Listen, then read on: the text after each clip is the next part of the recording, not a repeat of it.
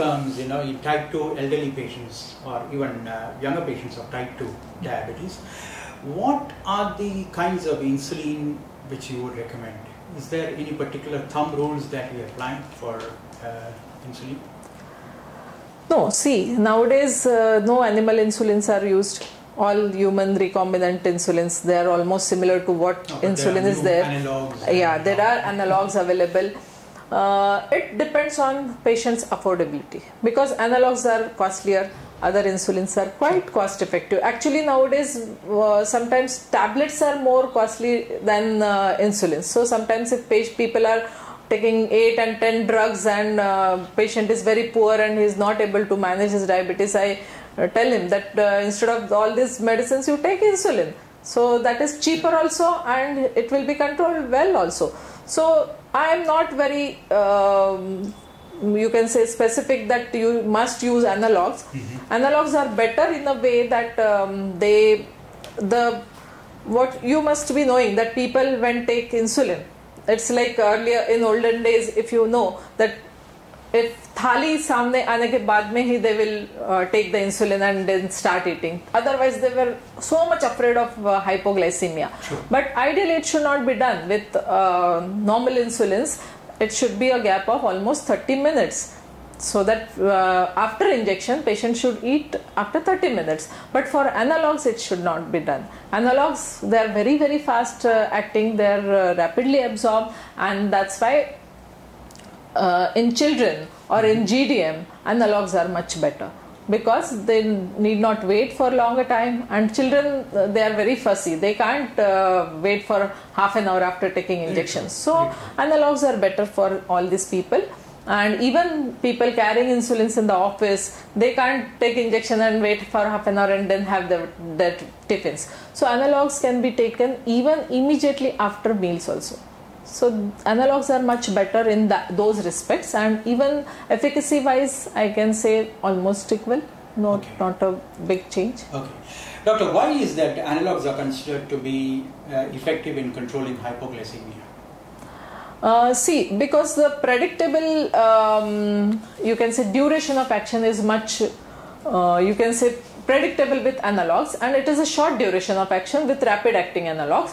And long acting analogs are 24-hour acting like basal insulins. They are very good, so that there is no peak action with basal insulin and hypoglycemia is avoided. So most of the time basal analogs we start with initially when patients are getting uncontrolled. Patient is on oral drugs and some HbA1c is more than 8.5 or 9, and then usually we start one basal analog along with the oral tablets. And then these patients hypoglycemia will be avoided because there is no peak action, just a single 24 hours slowly acting insulin. So there is less rapid there is a peak action, but peak is very you can say it occurs immediately after half an hour of injection to 1 to 2 hours, and usually 4 to 6 hours is the duration of action. But usual insulins there can be 2-3 hours peak, and later on 8 hours action can last. So sometimes if the second injection falls into that, there is a chance of hypoglycemia. Absolutely. So in case of elderly patients who have nocturnal hypoglycemia problems, this can be very effective. Yeah, in case of elderly patients, if only one basal injection is sufficient, that is the best option for them. Or otherwise when small short acting insulin and with a basal insulin, that is. Doctor, in case of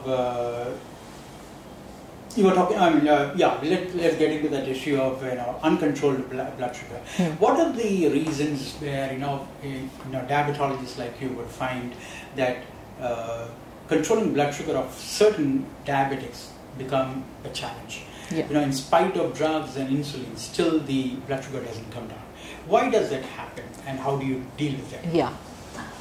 Sometimes there are very funny kind of problems we have faced with, like patient feels that he is taking very good insulin and in a large amount of insulin and still sugar is not getting control. Funny means like what patient once came to me, He said he's taking 50 units in the morning and some 60 units at night and all. So then I asked him, how are you taking? You are taking with a pen? Because 50 and 60 units, usually all our patients are using 40 unit syringes. Most of the times we don't have 100 units rampantly available. So then I asked him, so he said, no, not with the pen, it's with the syringe. So then I said, it's 40 unit syringe, how do you take it? Is it 2 times you are injecting insulin?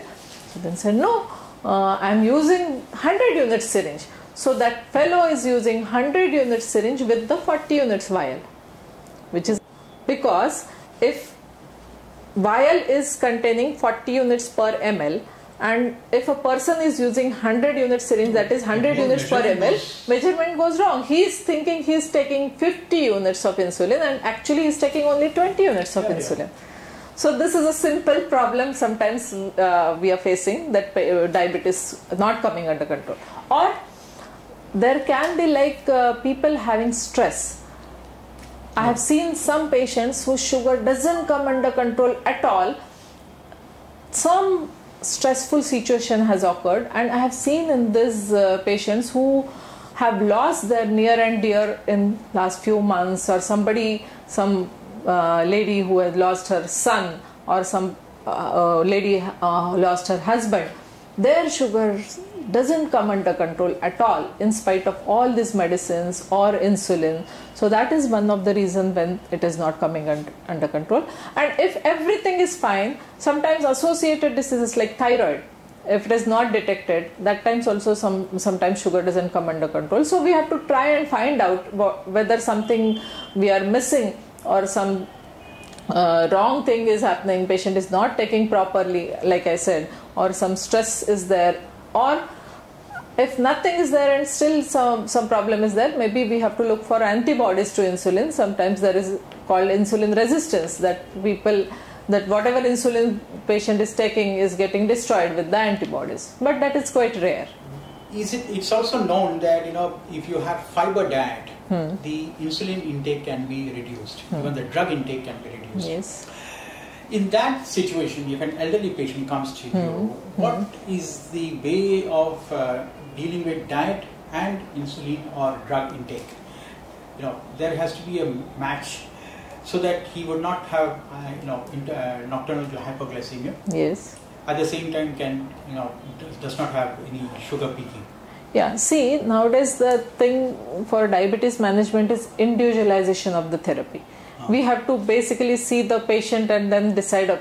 It's not, though guidelines are there, but it's not that every person will get the same type of treatment, because we have to see the patient's age, patient's lifestyle, patient's eating pattern, and then we have to design the therapy for such patient. It's not that we design the therapy and patient has to change the diet pattern. It should not be done nowadays. Earlier it used to be like that because this is the treatment and you have to eat in between. Like people still feel that they have to eat every 2 hours to avoid hypoglycemia. It's not that necessary, because there are now drugs, and newer drugs will be coming, which will be like basically avoid hypoglycemia and avoid weight gain. These are the 2 very important features where patient is bothered, that patient doesn't want weight gain and patient doesn't want hypoglycemia. Okay. So according to patient's eating pattern, we can change the drugs. We have certain drugs which will never cause hypoglycemia, so such type of drugs can be recommended for such patients.